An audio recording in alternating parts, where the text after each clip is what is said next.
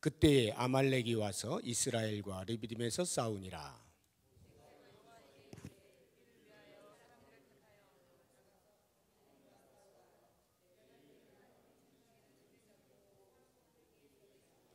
여호수아가 모세의 말대로 행하여 아말렉과 싸우고 모세와 아론과 훌은 산 꼭대기에 올라가서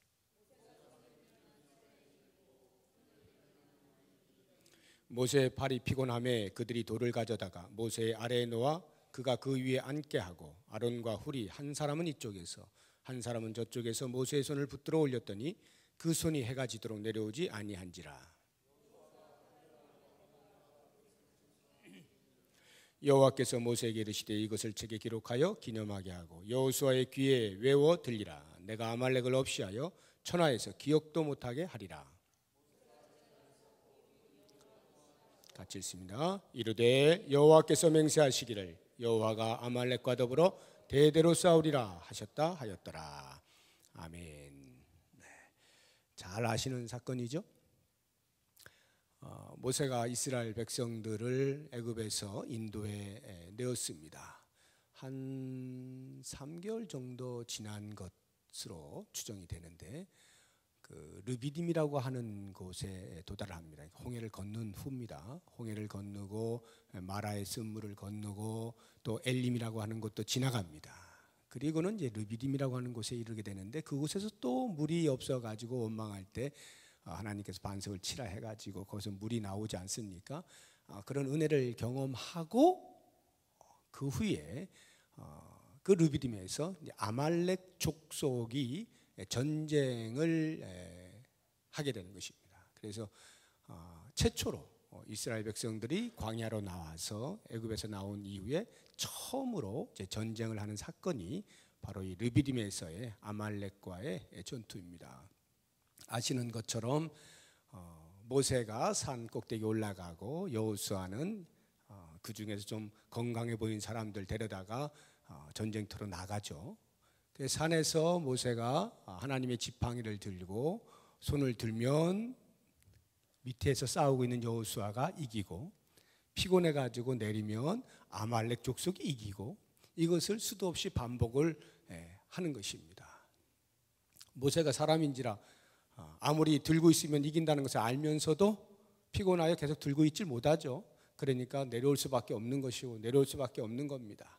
그것을 보던 아론과 훌이 이래서는 안 되겠다. 모세가 손을 계속 들어 우리 민족이 이길 수 있도록 해야 되겠다라고 해서 손을 받쳐주는데 그냥 손을 받쳐주면 자기들도 힘들겠죠. 모세도 물론 힘들 것이고요.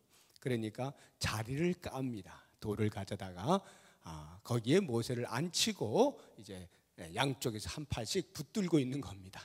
하나의 지팡이를 들고 이렇게 있으면은 하루 종일 들고 있을 수가 있으니까 그래가지고 여호수아가 그 들고 있는 동안에 아말렉군을 무찌르게 되는 것이죠.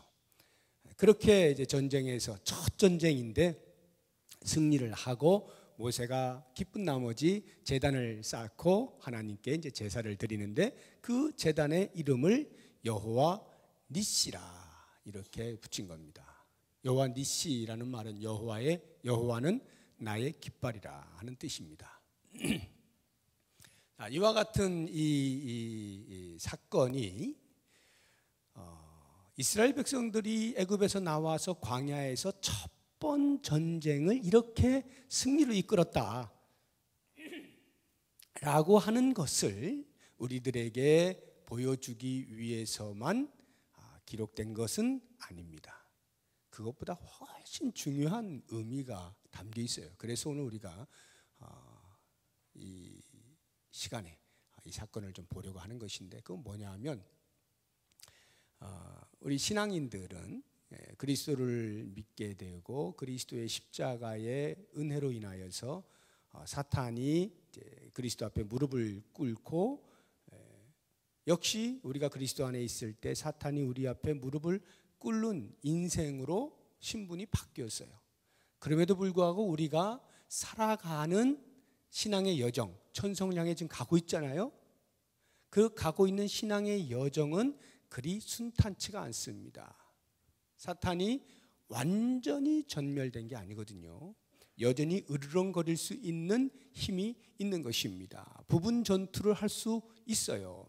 그래서 그러한 부분 전투에서 우리들이 영적인 전쟁을 사탄과 치르게 되어 있는 것입니다. 천국에 갈 때까지는 끊임없이 그런 일이 반복이 되는 거예요. 바로 그와 같은 삶에서 어떻게 이 전쟁이 하나님의 손에 있는 것이냐라고 하는 것을 우리에게 보여주기 위해서, 그리고 우리들은 이미 이겨놓은 전쟁을 하고 있는 것이다 라고 하는 확신을 주기 위해서, 힘들고 어려운 영적인 전쟁을 치러가고 있는 우리들에게 힘과 용기와 위로를 주시기 위해서 이 사건을 기록하게 하신 겁니다. 그렇기 때문에 지금 이미 우리들은 영적인 전쟁을 각각 정도를 달리하면서, 색깔을 달리하면서 치르고 있는 것인데, 그 영적인 전쟁의 한가운데에 서서 오늘 말씀을 통해서 나는 과연 이 전쟁을 어떻게 이해할 것이냐, 과연 이 영적인 전쟁에서 나는 승리할 수 있을 것인가 라고 하는 여러 가지 질문들에 대한 답을 얻을 수 있는 그런 시간이 되었으면 좋겠습니다. 자, 그러면은 이 아말렉이 과연 누구인가? 아말렉 족속이라고 했는데 아말렉이 누구인가부터 알 필요가 있어요. 그러면 금방 이것이 나의 전투로구나 하는 것을 금방 알게 되는데요. 아말렉이라고 하는 족속은 아말렉 사람 이름입니다. 아말렉이 사람 이름이에요. 에서의 손자입니다. 정확하게는 우리 한번 찾아볼까요? 창세기 36장, 창세기 출애굽기, 구약성경 제일 첫 번째 책, 창세기 36장 12절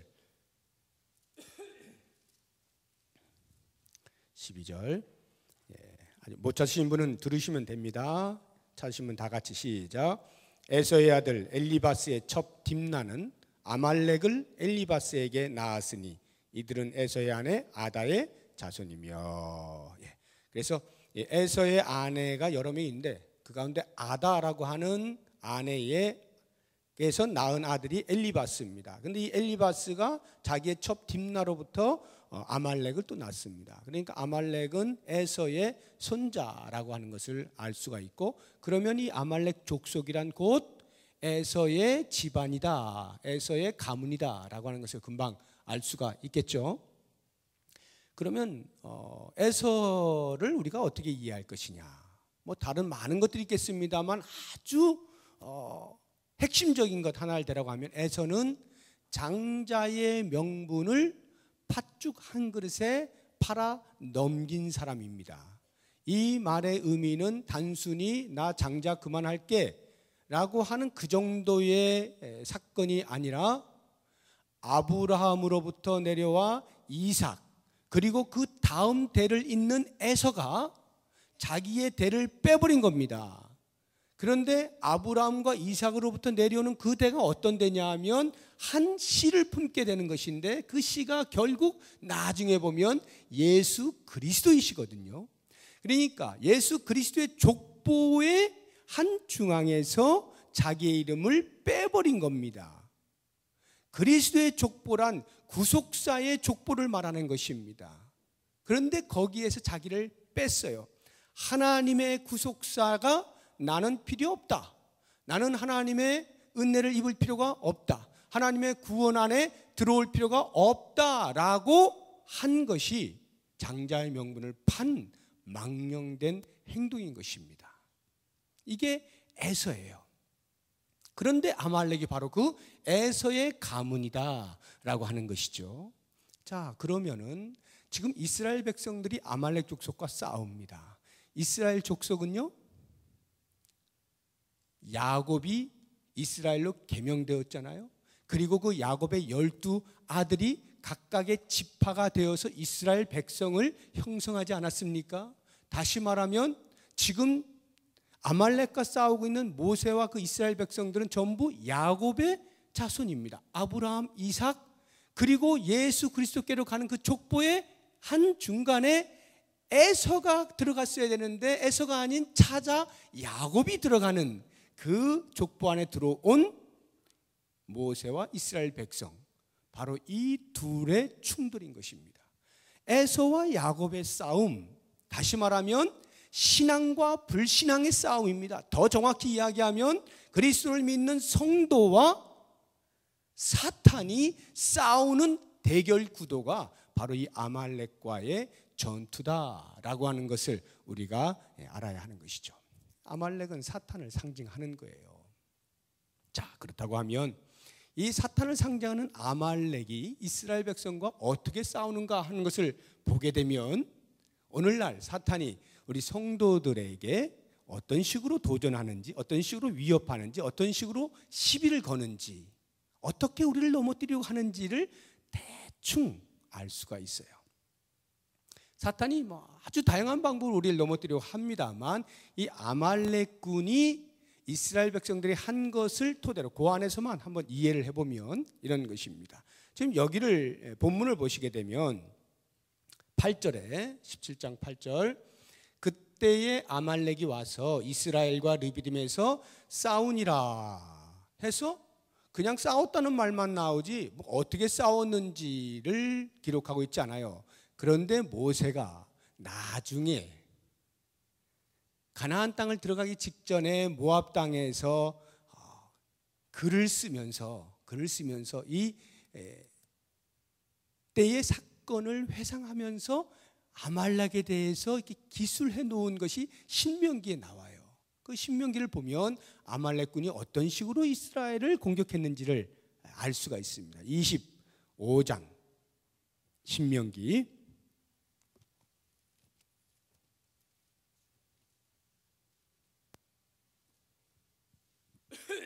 25장 18절 보십시오. 구약성경 300쪽인데요. 17절부터 볼까요? 17절. 신명기 25장 17절 18절 두 절 같이 시작. 너희는 애굽에서 나오는 길에 아말렉이 내게 행한 일을 기억하라. 곧 그들이 너를 길에서 만나 내가 피곤할 때에 내 뒤에 떨어진 약한 자들을 쳤고 하나님을 두려워하지 아니하였느니라. 자, 거기를 보시게 되면 모세가 회상을 하면서 얘들아, 그 당시에 이런 일이 있었던 거 너희들 기억해야 돼 라고 하면서, 이 출애굽기 17장 8절에서는 아말렉이 그냥 이스라엘과 싸웠다라고 되어 있는 이것에 대하여 신명기 25장의 말씀이 보충을 해주고 있는데, 아말렉군이 이스라엘이 지나가고 있는데 광야길을 걸으니 얼마나 힘들어요. 3개월을 다녔으니 많이 지쳤을 겁니다. 피곤하죠. 그 피곤한 가운데에 특별히 뒤쪽에는 처지는 사람들이 있을 거 아니에요. 연약한 자들, 나이 드신 분들, 어린아이들, 전투력이 없는 이런 사람들은 당연히 처질 겁니다. 피곤한 전체의 무리 가운데서도 그 연약한, 뒤에 처져 있는 약한 그 사람들을 공격했다 이 말이에요. 이것은요, 당시의 고대 전쟁에서 별로 찾아볼 수 없는 아주 비열한 행위입니다. 전쟁도 도가 있어요. 나름대로 규칙이 있고 서로 상식이 있고 불문율이 있는 것입니다. 이 정도 이렇게 하는 것이다. 그래서 전쟁을 하는 것은 아주 우람한 남자들이, 튼튼한 남자들이 하는 것이기 때문에 싸움 상대가 안 되는 어린아이나 노약자나 이런 사람들을 건드리는 것 아닙니다. 그렇지 않아요. 오히려 그런 사람들은 도와줄 수가 있고 보호해 줄 수 있고, 이런 것이 당시의 전쟁이에요. 뭐 지금도 별반 다르지 않습니다. 항복하고 오는데 죽이고 이러지 않습니다. 포로로 데려다가 포로 수용소 데리고 이런 식의 하는 것이 죽이지 않는단 말이에요. 그런데 이 아말렉군은 전체가 피곤해져 있는 그 틈을 타 그 가운데서도 가장 유약한 거기를 그냥 가차없이 공격을 했다라고 하는 것입니다. 그것을 너희들은 꼭 기억해라 라고 하는 것인데, 자, 이 아말렉군이 사탄이라고 할 때, 사탄을 상징한다라고 할 때에 우리가 사탄과 영적 전쟁을 벌이고 있는 이 전쟁터 속에서 사탄이 우리를 공격하는 하나의 패턴을 알 수가 있는 거예요. 사탄은 신사적으로 우리를 공격하지 않습니다. 우리랑 정면으로 대결을 힘겨루기를 해가지고 상대도 안 될 것 같으면 봐주고 이러지 않아요. 오히려 가장 약점을 파고드는 겁니다. 이게 사탄이에요. 사탄이 하는 일은 무조건 넘어뜨리는 거예요. 왜 그렇다고 생각하세요? 이미 예수님에 의해서 목이 졸려버렸잖아요. 사탄이 얼마나 비참해졌어요. 자기 인생이. 자기가 이 공중의 모든 권세를 휘어잡고 있었던 것인데 예수가 등장을 해가지고 자기의 영역을 뺏어버리고 하나님의 나라가 진격해 들어와서 자기의 영역이 혼돈의 상태로 빠져버린 거예요. 얼마나 비참해졌어요. 그러니까 그 예수 그리스도 안에 들어와 있는 성도들을 보기만 하면 불을 켜고 어떻게든지 한 명이라도 넘어뜨리려고 하는 것이 사탄의 목적이지 뭐 신사적으로 이런 거 없어요. 그러니 당연히 어딜 치겠어요? 제일 약한데 치는 거죠. 그러니까 성령으로 충만하면 사탄은 근처에도 못 오는 겁니다. 그럼 언제 와요, 사탄이? 성령이 충만한 사람이라 할지라도 가끔 힘들 때가 있고 피곤할 때가 있고 지칠 때가 있잖아요. 바로 그때 사탄은 여지없이 그 약한 틈을 타고 들어옵니다. 그래서 거기를 집중적으로 공격하는 거예요. 만약 이것이 공동체다라고 하면 공동체에서 아무리 성령이 충만한 일들이 일어난다 할지라도 어느 한 구석인가 힘든 곳이 있는 거예요. 피곤한 곳이 있는 거예요. 약한 곳이 있는 것입니다. 그러면 사탄은 여지없이 거기를 파고 들어오는 겁니다. 바이러스가 어디로 들어올까요? 건강한 곳으로 절대 못 들어오죠. 어딘가 빈틈이 있는 곳으로 들어와서 우리를 잠식하는 겁니다. 전체를 꼼짝 못하게 만드는 거거든요. 사탄은 그렇게 공격하는 거예요. 한 개인도 마찬가지입니다. 개인의 삶에서 늘 성령으로 충만할 때 감히 사탄이 어떻게 들어와요? 근처에도 얼씬거리지 못하죠. 그런데 잠시 한눈을 파는 사이, 잠시 아이고 피곤해 하고 잠시 주저앉는 사이, 바로 그런 데를 여지없이 파고 들어와서 그 약점을 물고 늘어져서 반드시 넘어뜨리려고 하는 것이 사탄의 전략이다 라고 하는 것입니다. 그래서 저는 어느 한 목사님이 저한테 한 이야기를 잊지를 못하고 여러분들에게도 몇 번을 이야기했어요. 참 재미있으면서도 그렇다 고개가 끄덕거려지는 이야기인데, 교회 안에 문제가 뭐겠는가? 교회 안에서 사탄이 가장 쉽게 공략하는 곳이 어디겠는가? 라고 하면서 그분이 농담 반 진담 반으로 섭섭증에 가장 사탄이 서식을 잘한다 이렇게 이야기를 하더라고요. 섭섭한 마음, 거기에 잘 타고 들어간다는 거예요. 그래서 섭섭마귀라고 그러더라고요. 섭섭마귀가 교회를 무너뜨리는데 최고다는 거예요. 성령으로 충만해서 열심히 봉사하고 일을 하는데 가끔 나도 모르는 사이에 아우 섭섭해 라는 생각이 들 때, 야 이거 뭐야, 나 혼자 이거 나 혼자 이렇게 힘들게 이거 뭐 하는 거야? 섭섭한 마음이 들 때 거기에 사탄이 쇽 들어와서 그냥 서식을 해버리는 거예요. 그러면 여지없이 그곳이 무너지게 되어 있고 전체가 흔들흔들 거리게 되어 있는 거예요. 그래서 여러분 보세요. 공동체 안에요, 어디에 사탄이 가장 잘 타고들 것 같아요? 모여서 기도하고 성령 충만하고 찬송 부르고 이런 곳에 사탄이 들어올까요? 어린 맘프러지도 없습니다. 그럼 어디에? 앉아가지고 아이고 뭐 어쩌고 불평하고 원망하고 말 쏟아내고 하는 요런 데 보세요. 여지없이 사탄이 거기를 공략하는 거예요. 그럼 그게 점점 커집니다. 점점 커집니다. 아무리 한쪽에서 뭐 부흥회를 해도 어딘가가 구멍이 나면 전체가 흔들거리는 거예요. 교회를 무너뜨리는데 사탄이 사용하는 방법이에요. 이 아말렉이 이스라엘 백성들의 가장 연약한 곳을, 취약점을 여지없이 공격을 하고 있다 이 말이죠. 그래서 사도 바울이 고린도 교회 성도들에게 이렇게 이야기를 하고 있어요. 고린도서 11장 3절에 보면 뱀이 그 간계로 하와를 미혹한 것 같이 너희 마음이 그리스도를 향하는 진실함과 깨끗함에서 떠나 부패할까 두려워하노라. 신앙생활을 잘 하다가도 그리스도를 향하여서 진실한 마음을 가지고 정결한 마음을 가지고 온전한 신앙의 삶을 살다가도 잠시 한눈을 팔고 그 자리에서 떠나게 되면 여지없이 뱀이 하와를 유혹한 것처럼 우리의 마음이 이미 사탄에게 빼앗겨서 흔들흔들 거리게 되어 있다라고 하는 것이죠. 그러므로 여러분,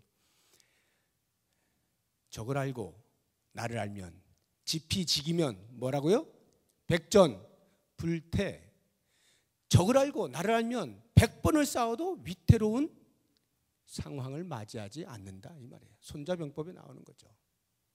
사탄이 우리를 어떤 식으로 공략하는지를 알게 되면 우리가 그 부분을 극히 조심해야 되는 거예요. 그냥 노출시키면 안 되는 거예요. 사탄아 날 잡아먹으라 하고 노출시켜버리면 바보잖아요. 어리석은 것이잖아요. 미련한 거죠.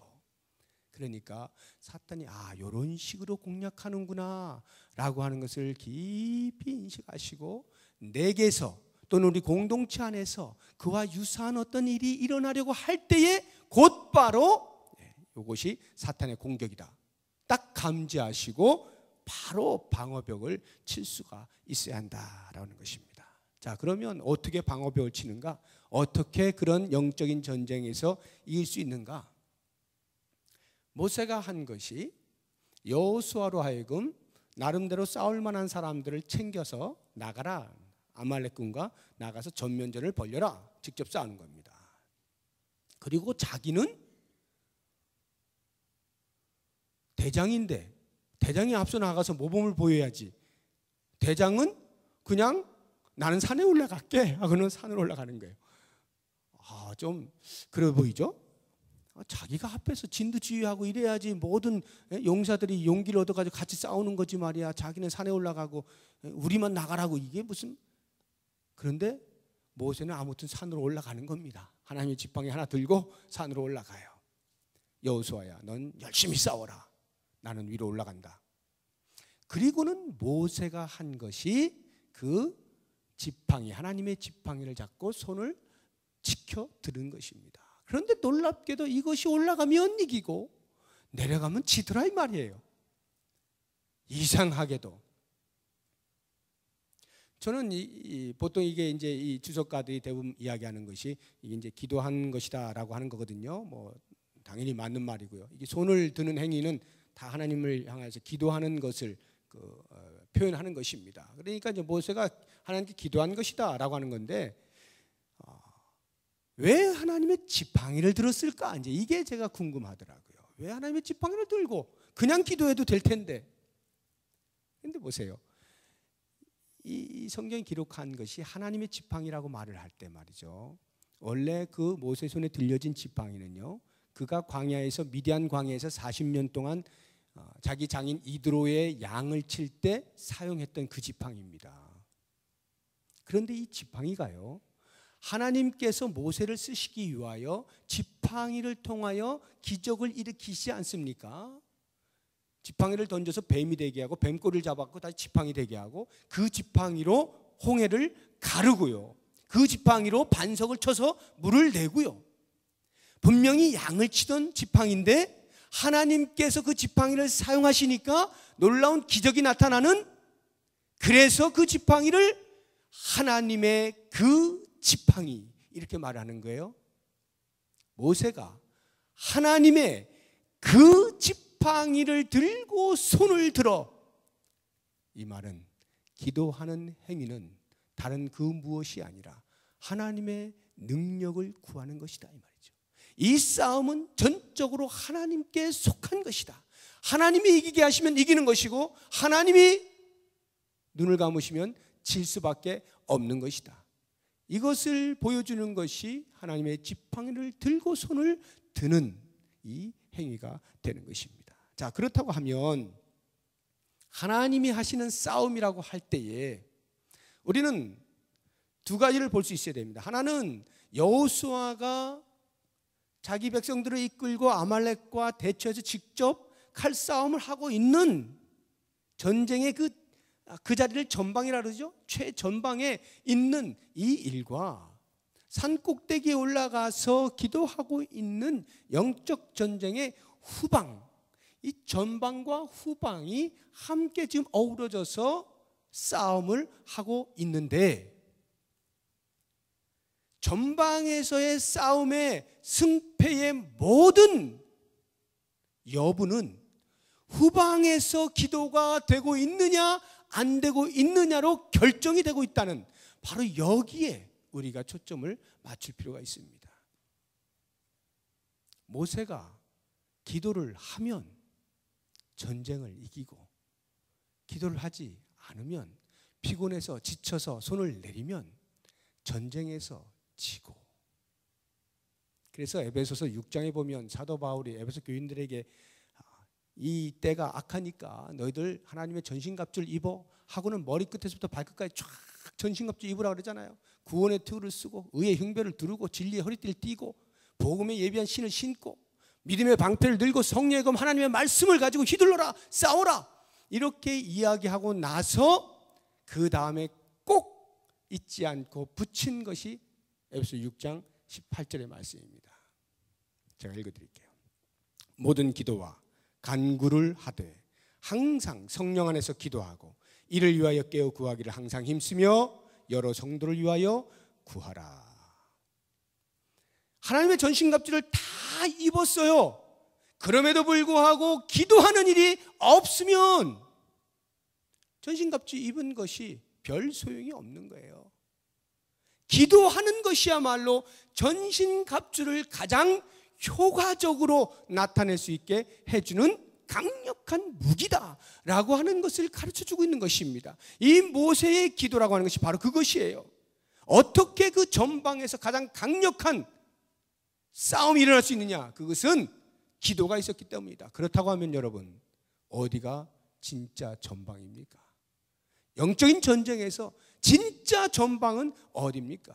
우리가 수없이 많은 일들을 전방에서 해오지만 만약에 후방에서 기도하는 일이 없으면 그 모든 것이 무용지물이라는 거예요. 기도하는 일이 있을 때 앞서서 일하고 있는 모든 사람들의 그 일의 열매를 얻을 수가 있다는 거죠. 그러면 어디가 진짜 전방이냐 이거예요. 기도하는 자리 아니겠어요? 기도하는 자리야말로 전방이죠. 물론 기도만 하고 아무것도 안 해요? 역시 아무 일도 안 일어납니다. 기도하고 칼을 쓰는 사람이 있어야 되죠. 함께 갑니다. 그러나 기도할 때 일이 일어난다 이 말이에요. 그러니까 우리가 교회가 엄청나게 많은 일들을 벌인다 할지라도 그 일이 하나님의 전쟁으로 승리하게 하기 위해서는 반드시 무릎 꿇는 일이 필요한 거예요. 무릎 꿇는 일이. 이게 중보기도의 힘입니다. 모세가 우리에게 보여주고 있는 것이 바로 이거예요. 오늘 권종희 집사님 신방을 갔다 왔어요. 많이 좋아졌습니다. 그때 여러분들이 기도 많이 해주셔가지고 이제 소화도 지금 많이 이제 잘 되고요. 이제 밥을 뭐 한 반 공기 정도씩 이렇게 이제 소화를 시키고 하루하루 이렇게 그 재활 치료하면서 조금씩 좋아지는 것을 느낀다 그래요. 참 많이 좋아졌어요. 그 당시에는 뭐 거의 죽을 것 같이 그렇게 우울했었는데 굉장히 좋아졌어요. 그러면서 그분이 잊지 않고 하는 말이 성도님들한테 내가 빨리 나아가서 떡이라도 돌려야 되겠다는 거야. 자기를 위해서 기도해준 그 기도가 자기를 지금 이렇게 만들었다는 거지. 중보기도의 힘이 나를 이렇게 살렸다는 거지. 제가 그 말 들으면서 아멘, 맞습니다. 의사 선생님이 다 하시죠. 의사 선생님이 전부 다 하는 겁니다. 그분의 모든 아픈 부분들을 수술하고 재활치료 시켜주고 약 처방하고 다 하는 거예요. 그러나 여러분, 아무리 거기에서 그렇게 한다 할지라도 후방에서 기도하는 일이 없으면 낫게 하시는 이가, 생명을 주관하신 이가 누구냐 이 말이에요. 중보기도란 바로 그 하나님을 인정하는 행위가 되는 것입니다. 그렇기 때문에 여러분, 기도하는 사람은요 전심으로 하나님을 의지해요. 그래서 일어나는 일들에 대해서 일희일비하지 않습니다. 지금 여기서 무슨 일이 일어나고 여기서 무슨 일이 일어나는 이런 것들에 의해서 일희일비하지 않아요. 내가 지금 기도하고 있느냐 안 하고 있느냐를 보는 것이지 지금 어떻게 되고 있어? 여길 보지 않는다 이 말이에요. 그리고 기도하는 사람은요, 하나님을 전심으로 의지하기 때문에, 하나님의 전쟁이라는 것을 알기 때문에 별로 말을 안 해요. 별로 말을 안 해요. 기도 많이 하는데 말을 많이 한다? 뭔가 이상한 거예요. 기도 많이 하면서 이거 저거 따진다? 뭔가 이상한 거예요. 기도란 하나님을 의지하는 겁니다. 하나님이 하신다는 것에 대한 확신을 갖는 거예요. 이게 기도죠. 그러면 기도하는 사람은 그저 기도하는 겁니다. 기도하면 현장에서는 하나님께서 우리를 통해서 일하시겠다는 거예요. 그것을 믿는 것이 기도하는 사람의 힘입니다. 저는 새벽마다 이제 우리가 각 성도님들마다 각각의 그 기도하는 시간들이 다 있잖아요. 그러나 이제 교회가 공식적으로 날마다 기도하는 시간에 정해진 것이 새벽에 이제 하고 있죠. 새벽에 이렇게 보면요, 대충 좀 나오시면 한 50여 분, 좀 안 나오시면 40여 분, 더 안 나오면 한 30여 분 이렇게 나옵니다. 그 가운데에서 우리 교회 성도 아니신 분들로서 주변에서 새벽에 기도하러 나오시는 분이 한 10분 정도가 됩니다. 그리고 우리 교역자들이 대충 또 대여섯, 67 이 정도 됩니다. 그러면 우리 교회 성도라 하면은 많이 나올 때가 한 30여 분 이렇게 이제 나오는 겁니다. 그러니까 이 현상을 이렇게 보게 되면, 야, 정말 이렇게 기도하지 않아가지고 이거 우리 교회가 뭐가 될 거야? 제가 그런 생각을 틈틈이 또 여러 사람들이 그런 이야기를 자꾸 하고, 그래서 저도 모르게 그렇구나, 이렇게 기도하는 사람이 없어 이런 생각을 하다가 오늘 제가 이 말씀 준비하다가 제가 깜짝 놀란 게 딱 제가 치면서, 야, 그러면 30명은 뭐냐? 이러더라고요. 야, 30명은 뭐야? 그분들은 뭐 하는 분들인데? 30명이나 기도하고 있는데 우리는 기도 안 한다는 거예요. 우리 교회는 기도 안 한다는 거예요. 기도하는 사람이 없다는 거예요. 뭘 기도하는 사람이 없습니까? 30명이나 기도하고 있는데. 하나님을 의지하는 사람들이 그렇게 새벽마다 30명이 기도하고 있는데 왜 기도하지 않는다는 거예요? 사랑하는 여러분, 그 30명이 속해 있습니까? 더 기도하십시오. 속해 있지 않습니까? 기도의 자리에 나오십시오. 기도하세요. 기도하시면 나머지는 하나님이 우리들을 적재적소에 집어넣으시면서 하나님의 전쟁을 이루어 가실 겁니다. 저는 그래서 오늘부터 마음을 고쳐먹기로 했어요. 이야, 30명이나 되는 기도의 전사들과 내가 함께 기도하고 있구나. 새벽마다 어마어마한 힘을 우리가 무시하고 살았구나. 왜 이렇게 바보 같아? 왜 그 힘이 없다고 생각했던 거야? 그렇게 새벽마다 엎드려서 기도하는 엄청난 전사들이 있는데 왜 우리는 힘이 없다고 말을 했을까? 마음을 고쳐먹기로 했어요. 여러분, 우리 교회는 기도하는 사람들로 인하여 하나님의 전쟁이 승리로 이끌어질 것을 믿습니다. 그래서 모세가 그렇게 전쟁에 승리하고 나니까 그 제단을 쌓고 여호와 니시라 이렇게 이름을 부른 거예요. 여호와 니시, 여호와는 나의 깃발이라. 왜 그런 이름을 붙였을까요? 여호와 니시, 여호와는 나의 깃발. 왜냐하면요, 우리가 영적인 전쟁을 치르다 보면 가끔씩은 집니다. 가끔씩 부분적으로 질 때가 있어요. 그렇죠? 약해질 때, 우리가 약해질 때 부분 전투에서 사탄에게 질 때가 있단 말이에요. 넘어진단 말이죠. 그러나 그것이 영원히 진 게 아니에요.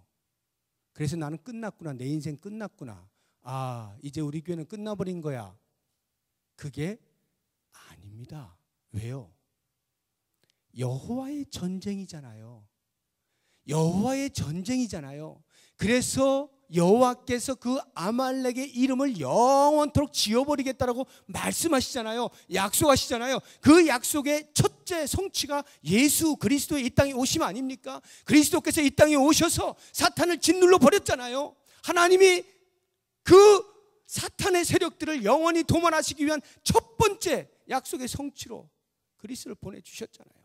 그리고는 그분이 다시 오시는 그날에 완전히 이루시기 위하여 계속해서 영적인 전쟁에 여호와께서 수행을 하시겠다라고 하는 것을 오늘 살군 우리 성도들에게 알려주기 위하여 이 모세에게 제단의 이름을 여호와 니시로 짓게 하는 거 아니에요. 우리가 부분절 질 때마다 생각하라는 거예요. 하나님의 깃발을 보라는 거예요. 이미 하나님의 깃발은 흔들려 있잖아요. 승리했다라고 꼽혀 있잖아요. 우리가 부분절 졌다 할지라도 그 승리를 보장해주고 있는, 약속하고 있는 상징적인 그 깃발을 바라보라는 거예요. 1950년 6월 25일 우리 민족이 6.25 전쟁으로 인해서 수도권이 다 밀려갔습니다. 낙동강까지 다 내려가는 거예요. 그러다가 연합군에서 다시 또 올라오기 시작했죠. 그래서 9월 28일에 서울이 수복되지 않습니까? 서울이 수복될 때 가장 먼저 한 일이 뭔지 아세요? 중앙청에 태극기 꼽은 거예요. 서울이 수복되었다는 것을 모든 사람들에게 알리는 상징이 중앙청에다가 태극기 꼽는 겁니다.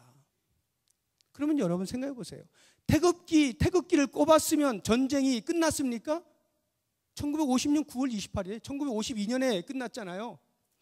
전쟁은 안 끝났어요. 계속 왔다 갔다 부분 전투가 있습니다. 게릴라들이 여기저기 산에 숨었다가 밤이면 내려와가지고 부분 전투를 해서 괴롭히고 또 올라가고 이런 식으로 숱하게 했어요. 태극기는 꼽혀 있는데 그런 일들은 여전히 일어납니다. 그렇다고 여러분, 그런 게릴라전에서 우리가 한번 졌다라고 해서 태극기 내릴 거예요? 일부러? 올라가 있던 태극기 내립니까? 에이, 너희들이 이겼다. 내줄 겁니까? 아니죠. 부분적으로 치면 다시 재정비를 하고 또 중앙청의 태극기를 바라보고, 아, 지금 여기는 우리 영토로구나.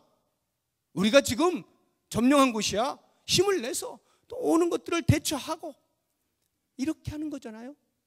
우리의 영적 전쟁, 천성을 향해 가고 있는 삶에서 부분적으로 우리가 질 때에 그냥 주저앉아 버리면 안 된다 이 말이에요. 낙심하고 좌절하고 절망해서 더 이상 우리는 전쟁을 못해. 우린 졌어. 사탄이 이겼어.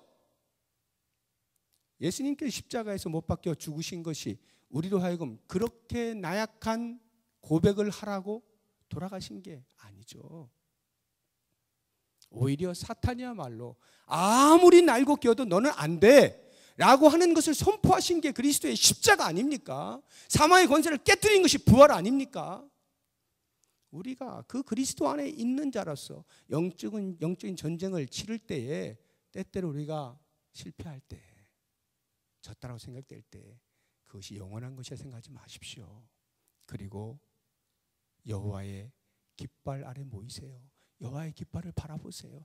여호와 니시, 모세가 불러줬던 그 이름을 우리도 부르면서 여호와 니시, 승리를 보장해 주신 그 하나님의 이름을 들고 나아가서 성령이 충만할 때 꼼짝 못하는 그 사탄에게 다시금 우리가 재정비하여 성령으로 충만해져서 사탄을 짓누르고 조롱하고 비웃고 하나님의 거룩한 뜻을 이 땅에 계속해서 펼쳐나가는 승리의 삶이 우리 모두에게 있기를 주의 이름으로 축복합니다.